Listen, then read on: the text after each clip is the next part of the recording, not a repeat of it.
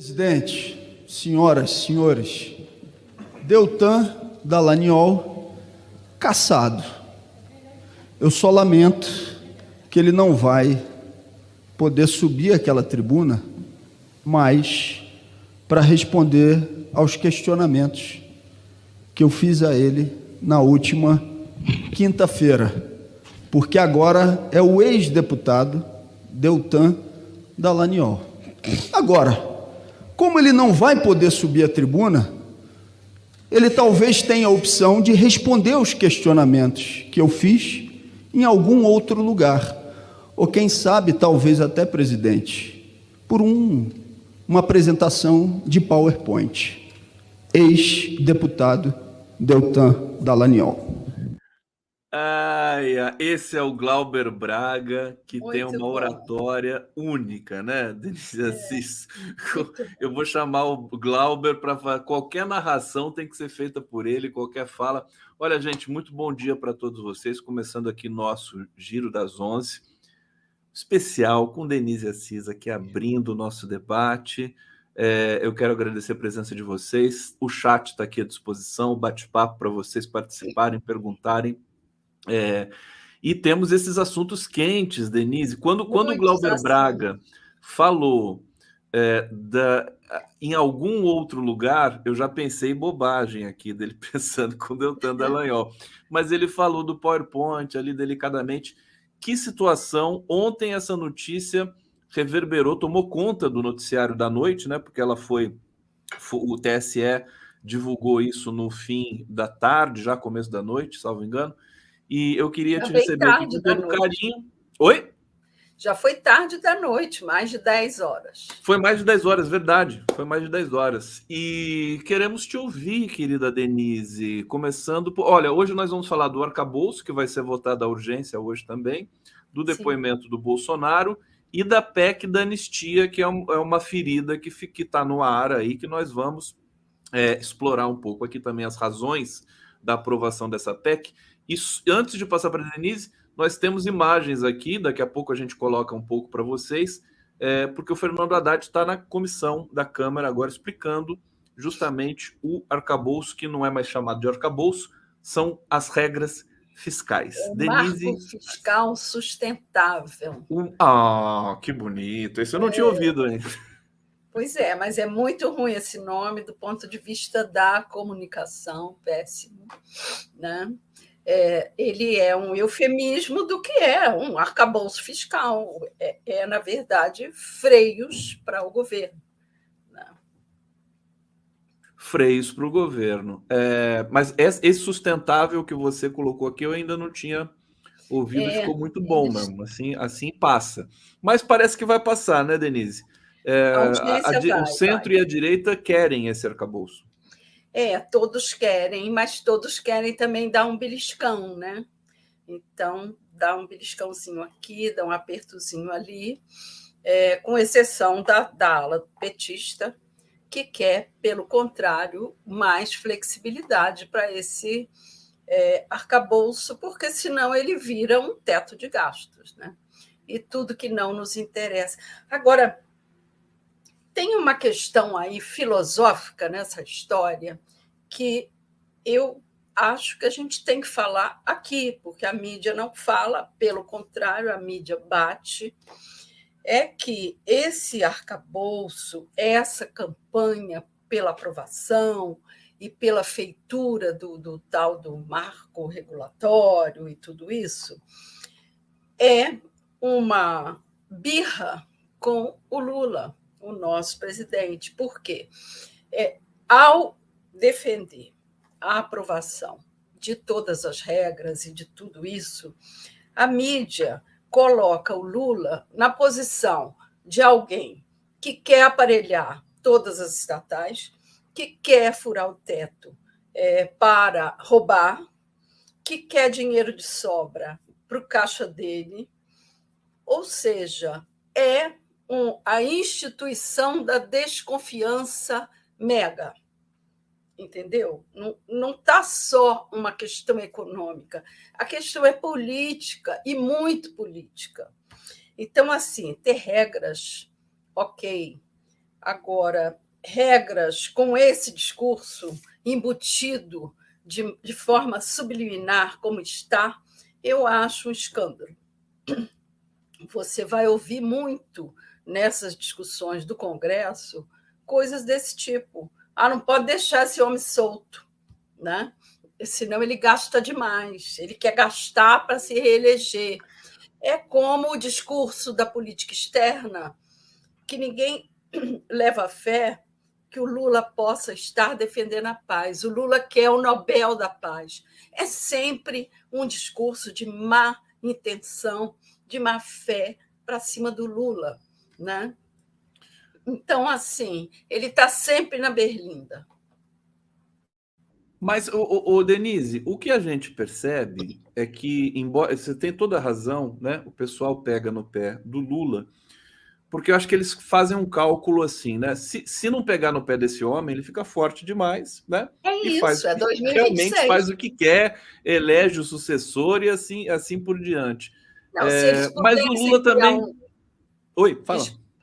Não, se eles pudessem criar um slogan, eles criariam o slogan seguinte: não pode dar certo.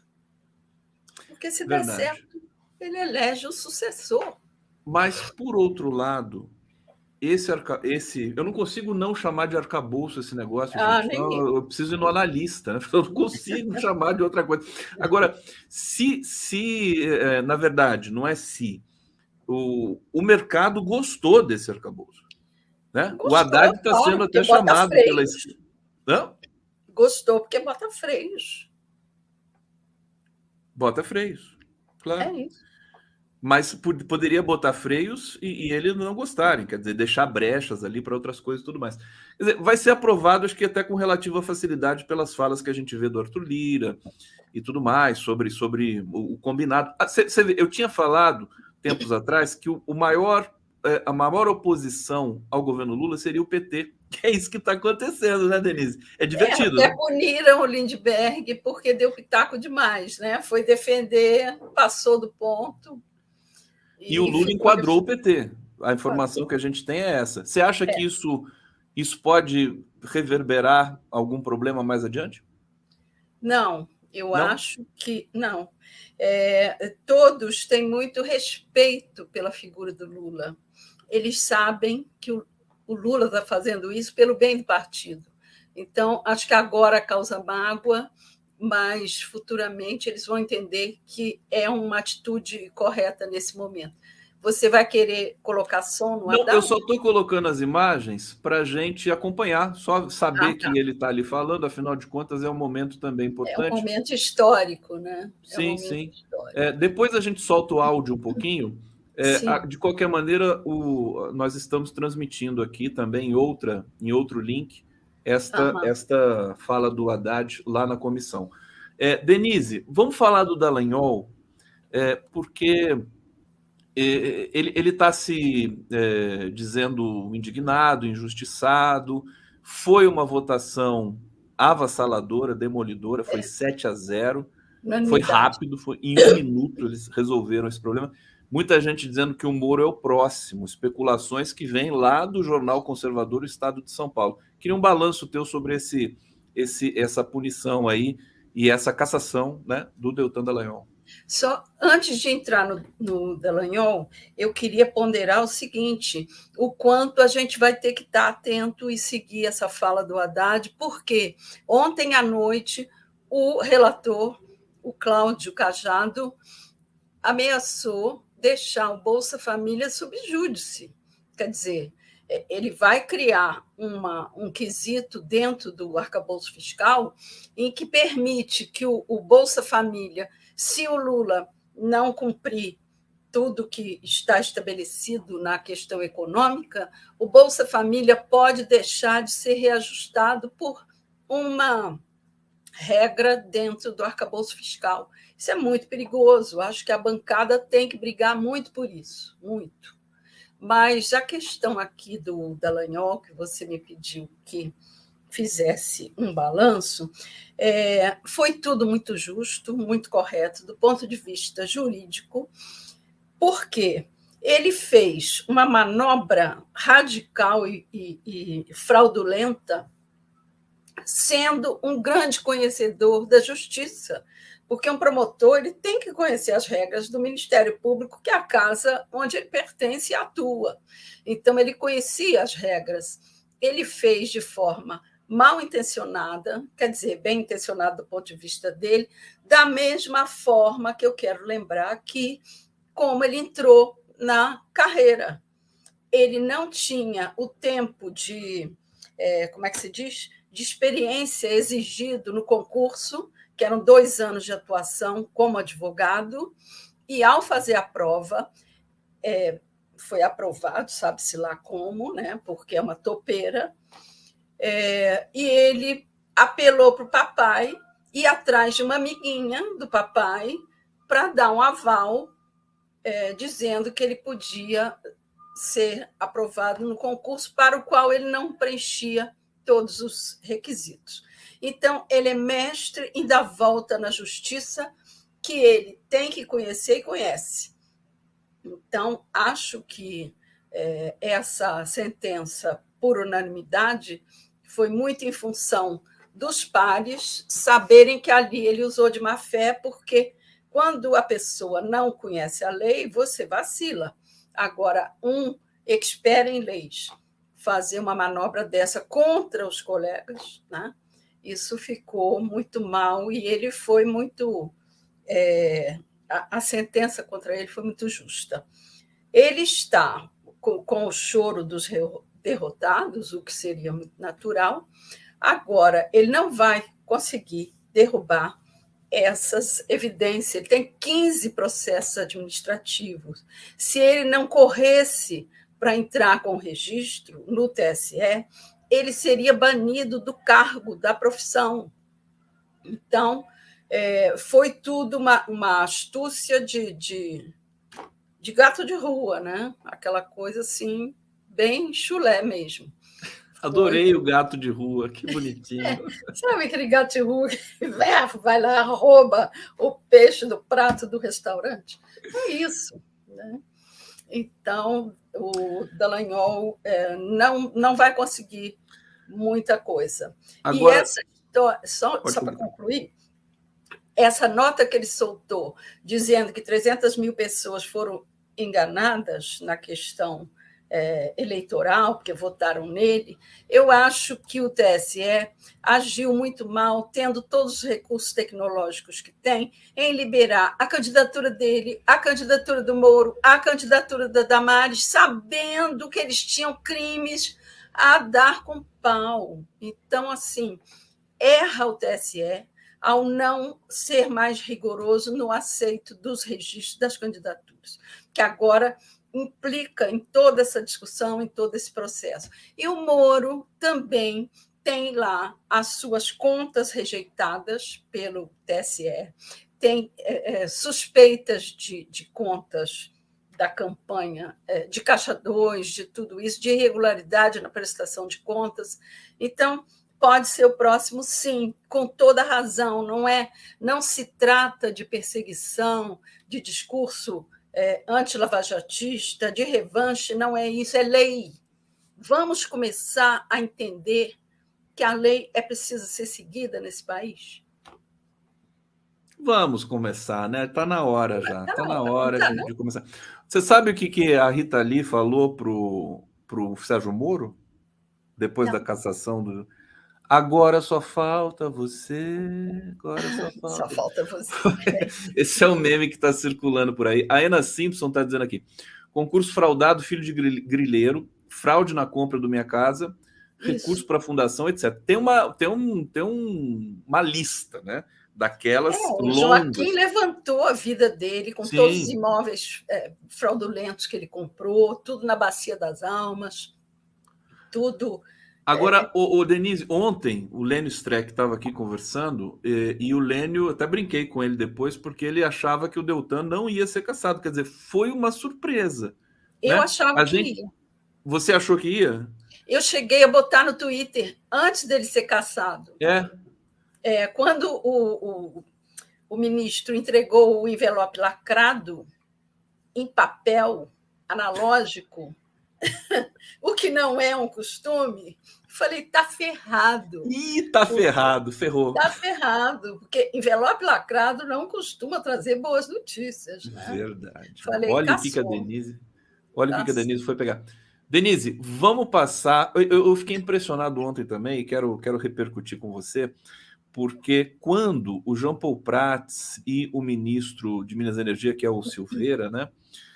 Que é uma figura que não é, né, enfim, querida pela esquerda, mas que adotou o discurso longe disso. do Lula, longe disso, né? De recuperação da soberania da Petrobras. Foi também avassalador, uma queda de 12% e no gás de cozinha de 21%.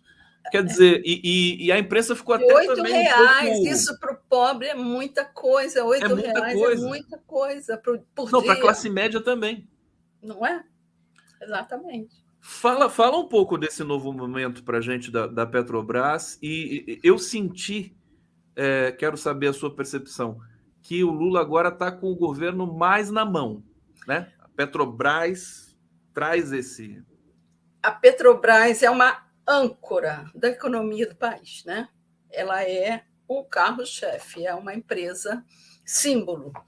E ela estava fatiada, ela estava empobrecida, ela estava desvalida e enxovalhada perante a opinião pública.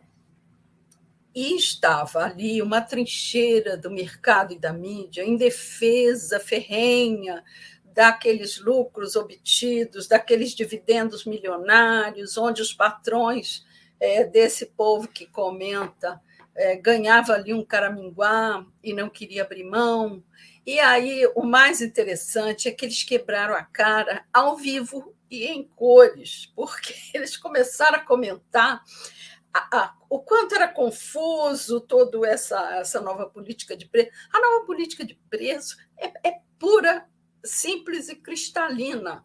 É a promessa de campanha do Lula. Vamos tirar a paridade internacional do preço da gasolina.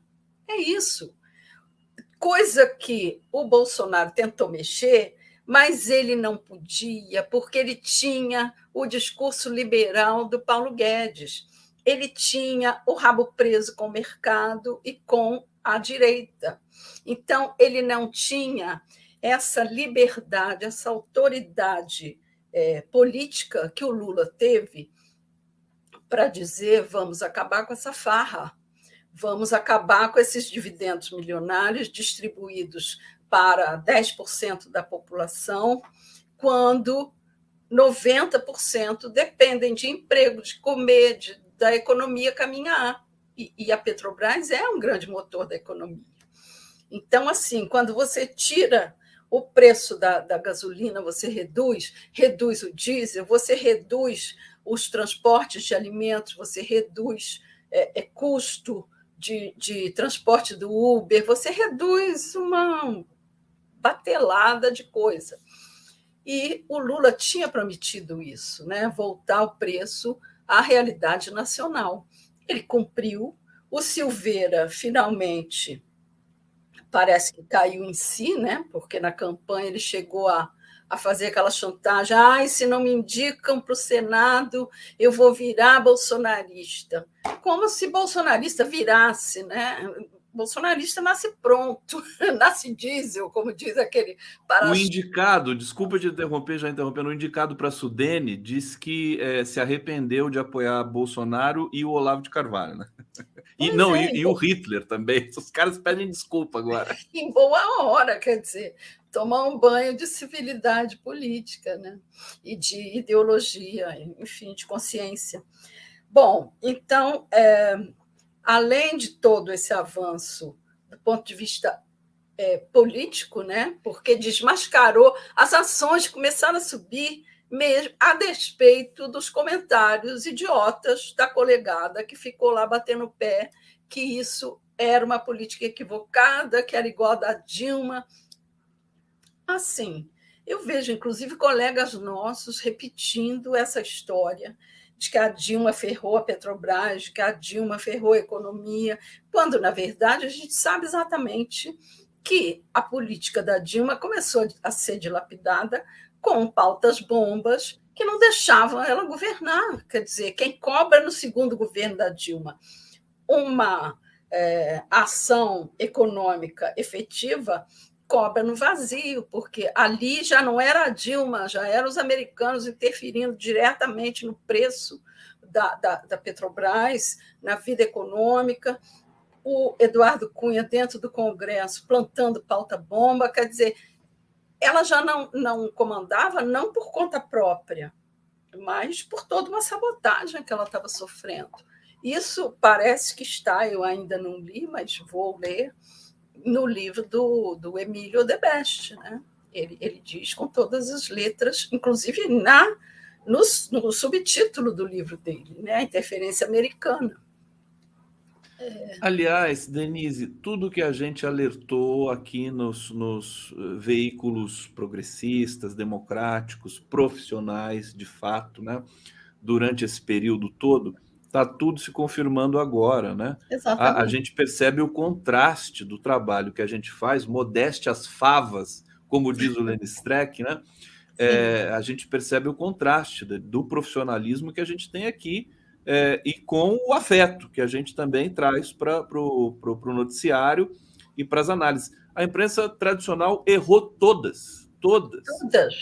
E está insistindo em continuar errando, porque eles têm compromisso, né, com as elites brancas genocidas desse país, lamentavelmente. E errou tanto que no mesmo dia saiu uma pesquisa de apoio a 43% para o Lula, com mais 28% de regular, 43% de bom e ótimo e 28% de irregular. Você soma isso, dá 71%. E eles fizeram o contrário, né? Somaram regular com péssimo. É isso que eles fazem fazem. Isso e manchetaram isso. Eles fazem uma ginástica mental para dar manchete, para perseguir o Lula. Ô, Denise, você, como jornalista experiente, aliás, a Denise, gente, ela não é só uma jornalista, né, experiente, ela é muito mais do que isso. Eu estou aqui até com a bio, deixa eu recuperar aqui, porque eu faço questão de dizer jornalista, mestra em comunicação pela Universidade Federal de Juiz de Fora, trabalhou no Globo, Jornal do Brasil, Veja, Isto É, O Dia, foi assessora da presidência do BNDES, pesquisadora da Comissão Nacional da Verdade, autora de Propaganda e Cinema a Serviço do Golpe, olha só que livro bacana, outro livro, Imaculada, e Cláudio Guerra, Matar e Queimar.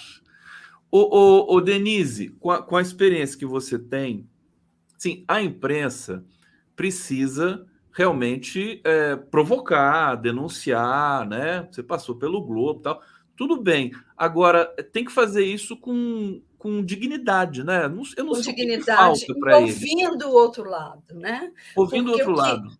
O que acontecia, por exemplo, na Lava Jato, é que eles recebiam aqueles papers do Moro e eles não ligavam para as fontes. Na minha dissertação, inclusive, eu descrevo isso, que eu comparo a mídia no 64 e a mídia em 2016. E eu usei trechos do livro do Rodrigo Almeida, que foi o assessor de imprensa da Dilma até o impeachment, e ele conta o seguinte, que eles ligavam 15 minutos, faltando para o fechamento,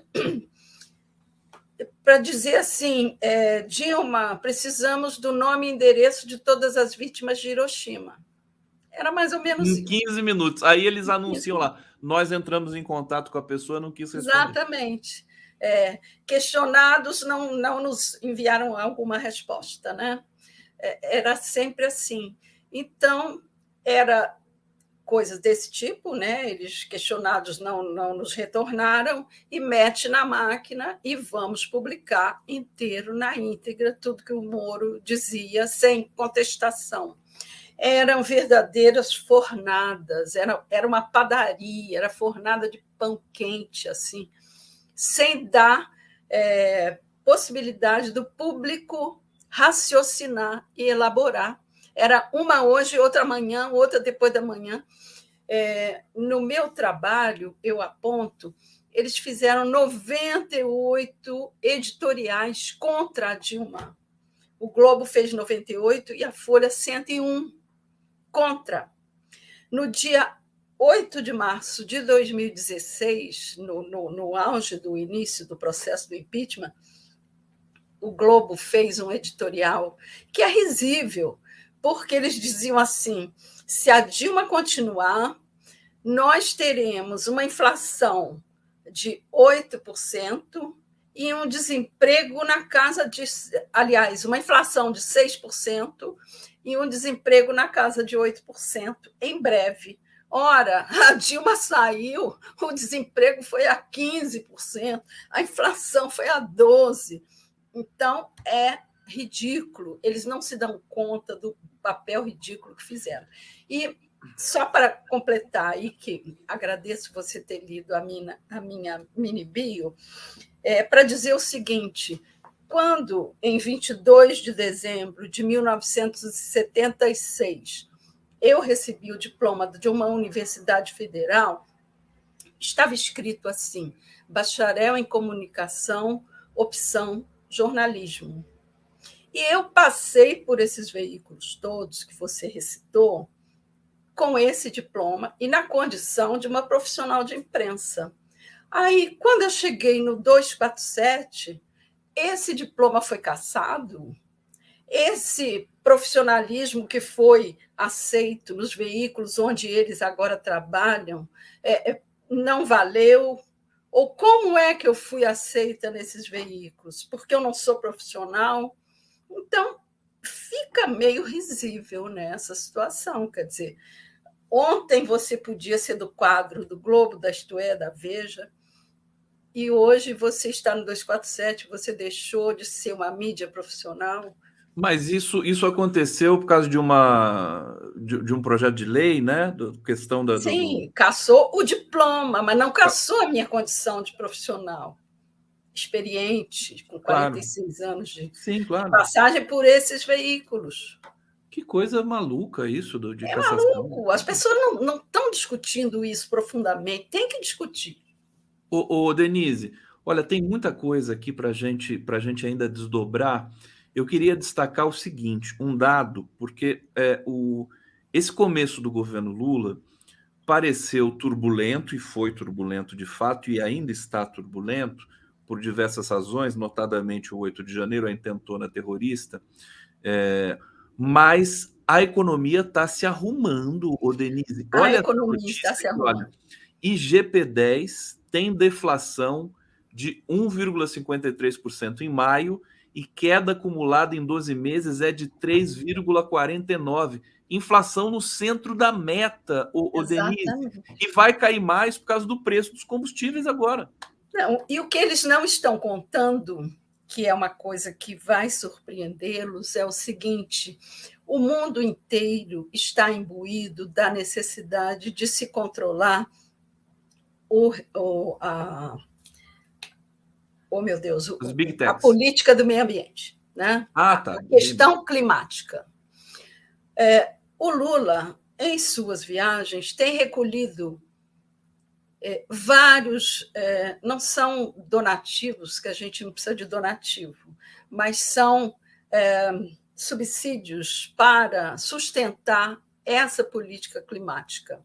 Ele tem recebido quantias, 500 milhões aqui, 1 bilhão ali da Noruega, do fundo que o Bolsonaro ele pisa no exterior e pinga milhões no fundo amazônico. Agora, isso redunda um investimento na nossa economia, porque isso vai gerar uma economia limpa, isso vai ser injetado numa política de implantação de painéis solares, isso vai gerar uma biomassa, investimento em biomassa, né, para gerar energia limpa.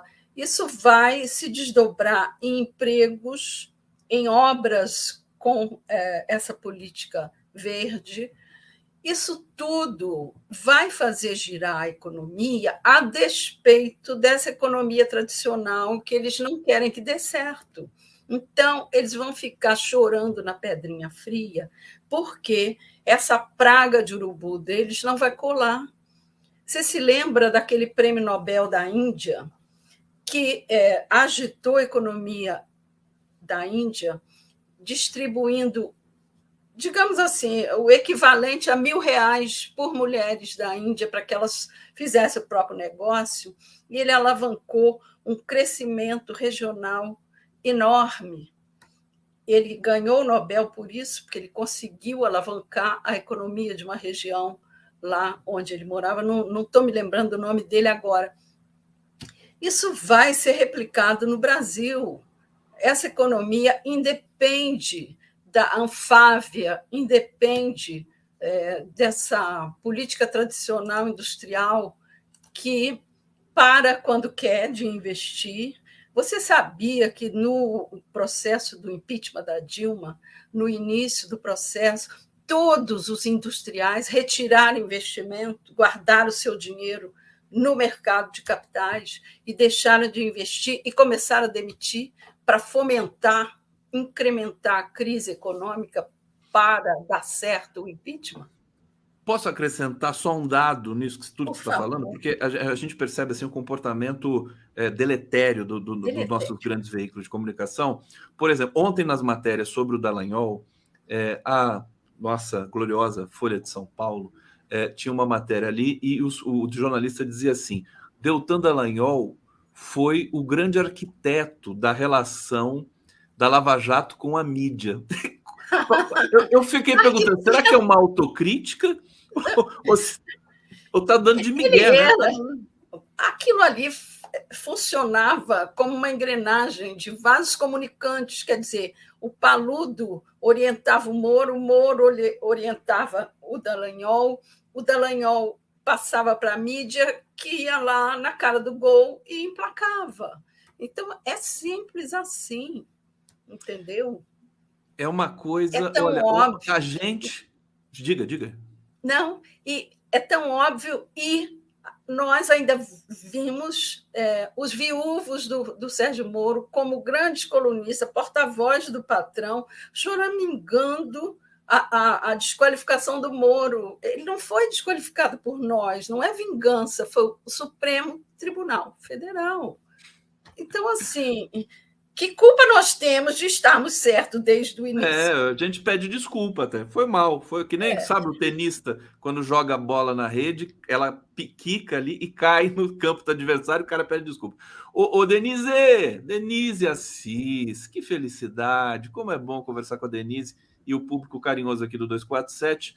Eudir Oliveira, que final de semana abençoado, caiu a gasolina, o diesel, o gás e o Dallagnol, né? O dinheirol. Caiu todo mundo. Roberto Félix Pinto, vou tatuar o L depois dessa. Faz o L, tatua o L de uma vez. Ena Simpson, Lula está viajando para o G7 no Japão agora. Imagina, quando ele vai para o exterior, o pessoal dá milhões para o Fundo Amazônia. No G7, o que vai rolar, né? Vamos aguardar. Ele já tem aqui 3 agendas paralelas, né? 3 agendas. Nem o Biden tem tanta agenda assim.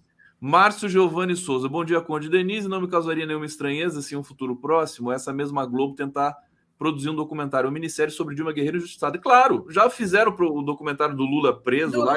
Exatamente. Eles censuravam a notícia do Lula preso e agora fazem documentário. Eles transformam logo em sabonete. E pronto. Ô, Denise, o Bolsonaro tá lascado, Denise. Tá lascado. Ele foi... Que bom que eu vou poder falar sobre isso. Depoimento, e ele chega no depoimento. Tem até uma charge hoje aqui, deixa eu ver se eu consigo colocar.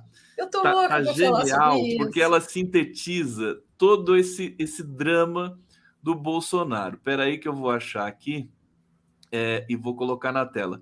Será que eu não baixei? Então eu vou colocar depois que você começar a falar, Denise. Não, tá aqui, desculpa. Olha só. Como é que um cara, né, cercado de tanta gente criminosa, né, consegue ser inocente? Olha só, né, todo mundo próximo ao Bolsonaro é envolvido em corrupção, menos ele. Incrível como esse homem consegue ser puro no meio de tanto familiar ruim. E não é só familiar, também são a ajudância de ordens. Denise Assis, por favor, A palavra é... Eu estava doida para entrar nesse assunto, por quê? Ontem, vocês devem ter percebido, e não é por acaso, Valdemar Costa Neto, que estava no seu canto, calado e mudo, veio a público fazer 1 hora de entrevista em defesa de Bolsonaro e Michele. Não é por acaso, foi no dia do depoimento, tudo isso estrategicamente combinado. O nosso não, Deus me livre, deixa eu bater aqui na madeira, Ciro Nogueira foi para Bandeirantes, para Bandeirantes não, foi para o Globo também, o Globo Escrito, dizer que Bolsonaro não fica de jeito nenhum inelegível. Ora. No dia que o cara vai fazer um depoimento da importância que ele foi, aí vem esse acolchoamento por parte do partido e do seu primeiro-ministro, que, na verdade, Bolsonaro não governou. Quem governou foi o tal do Ciro Nogueira. Isso, obviamente, eu não acredito que tenha sido combinado, porque, vamos ser justos, a André Sadi fez uma entrevista muito correta com o Valdemar. Aliás, constrangedora, né? Por parte do Valdemar, né? Exatamente. Ela fez as perguntas que eu faria, que você faria, nos representou muito bem ali naquela situação. Agora, o que é preciso ficar claro é que este depoimento não foi um depoimento. No tempo do analógico, nós chamaríamos de uma acareação. Por quê? Porque, na verdade, o que foi feito?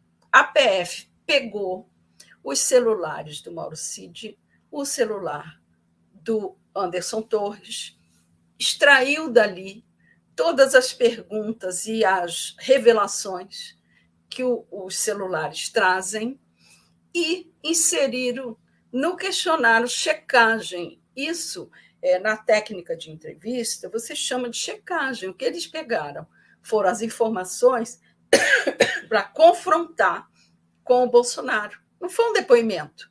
Depoimento, você deixa o cara falar e insere perguntas em cima do que ele está falando. Ali, não. Você percebe que em cada pergunta tinha um material colhido. Ai, desculpa, estou falando que nem uma louca. Peraí. Toma uma aguinha, Denise, isso assim. Eu agora descobri que eu tenho que trazer água de coco, porque hidrata mais. Muito bom. Então, esse questionamento, checagem, já veio em cima de tudo que eles têm. Então, o Bolsonaro está fazendo papel de idiota, porque ele não... O que ele disse ali não será considerado na essência. Não serve para nada, é só para ver só para ver qual é a dele, né? Isso, para ver onde ele encaixa e onde ele se perde. Esse foi o objetivo desse depoimento de ontem. Por quê? Aí nós vamos chegar no ponto que interessa. Todo aquele momento ali subscreve um plano de fuga. Você veja que não tem um cartão de vacina do Bolsonaro, da filhinha e da mamãe para fugir, para viajar. Tem toda a entourage no entorno que tem cartão de vacina.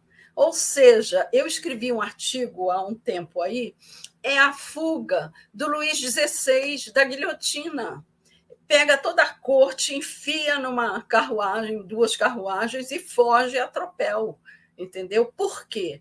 Porque ele sabia que tinha um plano gestado, desenhado, um plano de golpe, e ele precisava estar fora da cena do golpe quando esse acontecesse, para que ele não fosse acusado de estar na cena do golpe. Ele dizia, eu não estava nem lá, não fui eu. Foi o Ailton Barros, foi o Mauro Cid. Então, assim, vamos ter calma. O Alexandre de Moraes esteve no casamento do filho do Rodrigo Salomão, filho do Luiz Felipe Salomão, do ministro, e disse o seguinte, que em 6 meses nós teremos um pouco de calmaria com relação a essa crise. Por quê? Porque ele sabe que em 6 meses ele vai ter checado todo o material do celular e seus respectivos personagens.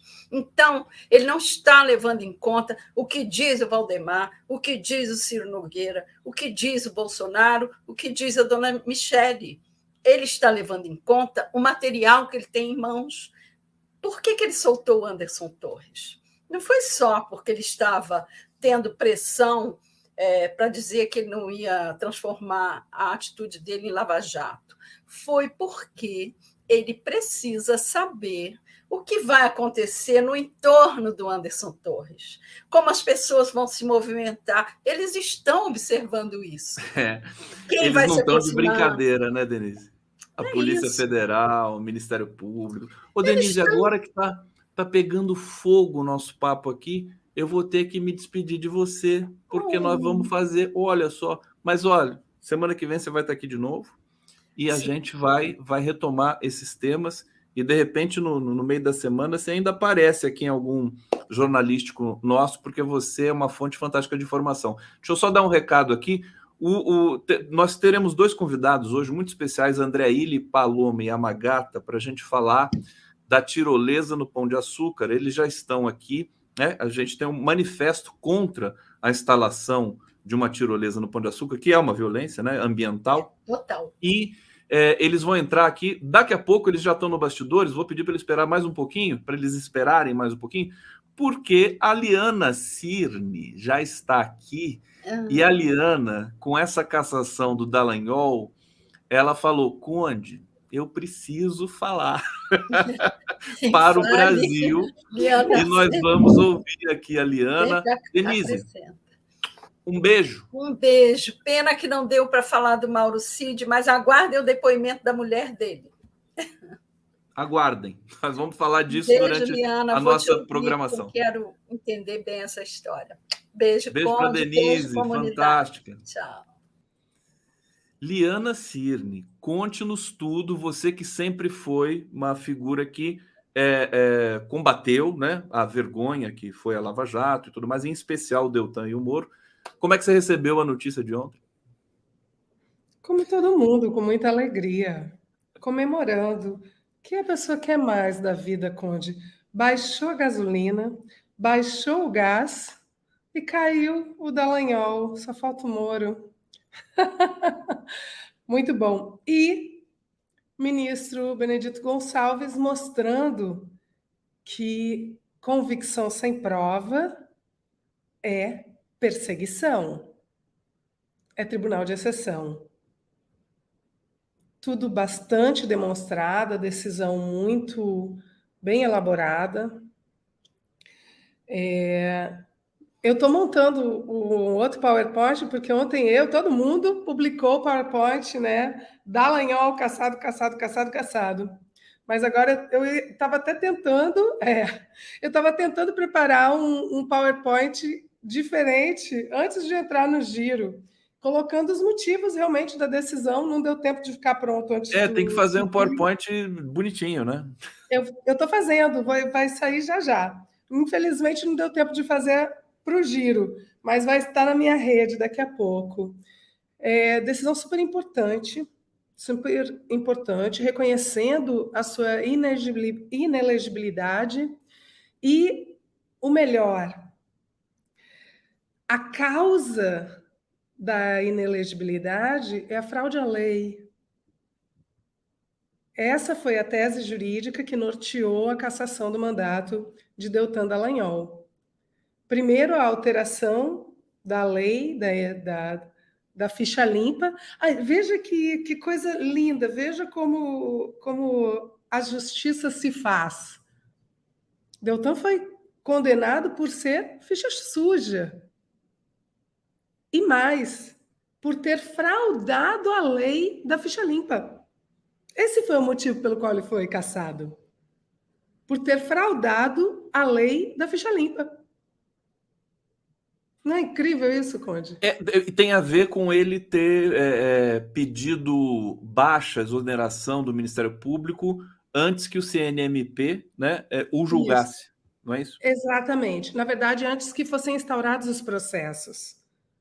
Porque, inclusive, foi uma alteração de autoria do senador, do então deputado Flávio Dino, que estabeleceu uma hipótese de litispendência, que é na pendência de processos administrativos contra magistrado ou promotor de justiça, este é inelegível, na pendência dos processos. Então, ele não foi condenado pela litispendência. A litispendência, de fato, não chegou a se constituir. Por quê? Porque ele pediu exoneração antes que os processos fossem instaurados, mas eram 15 processos que estavam em vias de instauração. Eles seriam instaurados. O caminhar seria esse. No lugar dele aguardar o curso natural do inquérito e discutir dentro do debate jurídico para ver se o conselheiro do Conselho Nacional do Ministério Público se convencia de que não era o caso de instaurar os processos, ele deu um balão, ele quis dar um balão no CNMP, pediu exoneração antes, porque aí, havendo exoneração, existe o quê? Perda do objeto. Aí houve perda do objeto e os processos não chegaram a ser instaurados. O que o ministro Benedito... Liana, antes de você prosseguir, esses processos agora podem ser instaurados com a cassação dele? Não, houve perda do objeto. Porque esses são processos administrativos, entende, Conde? Podem ser instaurados processos na justiça civil, processos de reparação, processos pedindo a devolução de dinheiro que ele tenha utilizado indevidamente, a criação do fundo, que no fim era para benefício próprio, etc. Tem uma série de questões que podem ser judicializadas, mas não mais de competência do CNMP, porque o CNMP é um órgão de controle externo do Ministério Público.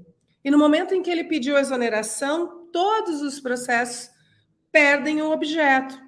Ele não aguardou que o conselheiro, relator, competente para julgar, ele formasse juízo sobre se seria necessária a instauração do processo ou não.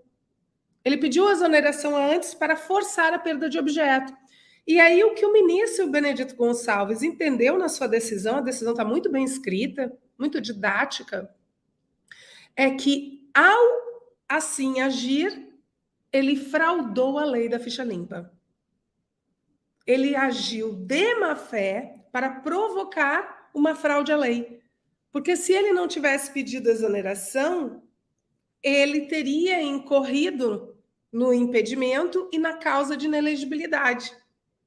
E aí ele forçou a perda de objeto dos processos com o único objetivo, e aí a má-fé, de fraudar a lei. Então, para mim, e era isso, eu ontem escrevi para você dizendo, Conde, eu preciso falar sobre isso, porque eu não posso deixar de fazer um arremate e dizer da ironia explícita no caso do Deltan, que foi considerado inelegível e teve seu mandato cassado por ter fraudado a lei da ficha limpa. Uma ironia dessas precisa ser dita.